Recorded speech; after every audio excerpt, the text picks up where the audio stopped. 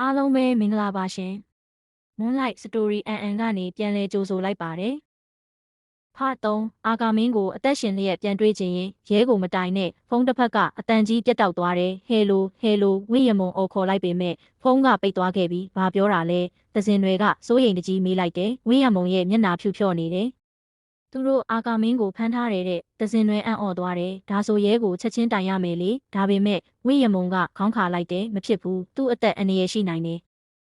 အဲ့ဒီအချိန်ဝိယမုံရဲ့ဖုန်းထဲ message အတစ်တစ်စောင်ဝင်လာတယ် unknown number ဓာတ်ပုံတစ်ပုံပို့ထားတယ်ဓာတ်ပုံကိုဖွင့်ကြည့်လိုက်တဲ့အချိန်ဝိယမုံရဲ့လက်တွေတုန်ရီသွားတယ်အာကာမင်းပုံထဲမှာအာကာမင်းတကယ်ရှိနေတယ်မှောင်မိုက်တဲ့အခန်းတစ်ခုထဲမှာလက်ကိုကျိုးနဲ့ချီထားတယ်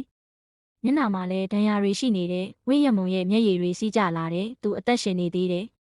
အဲ့ဒီအချိန်နောက်ထပ် message တစ်စောင်ထပ်ဝင်လာတယ်သူ့ကိုကဲခြင်းရင်မနက်ဖြန်ည8 နာရီ Ski Garden Hall တော့တယောက်တည်းလာခဲ့သဇင်တွေကဖုန်းကိုလူကြည့်လိုက်တယ်ရမုံဒါဒရဖြစ်နိုင်တယ်မသွားနဲ့ဝိယမုံမျက်ရည်တွေတုပ်လိုက်တယ်သွားမှာပဲအာကာမင်းအတွက်ဆို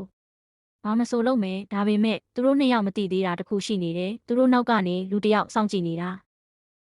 ကားတစ်စီးထဲမှာအနက်ရောင်ဝတ်စုံနဲ့လူတစ်ယောက်ထိုင်နေတယ်သူ့လက်ထဲမှာဝင်းရမုံရဲ့ဓာတ်ပုံသူကပြုံးလိုက်တယ်နောက်ဆုံးတော့နင်လာတော့မယ်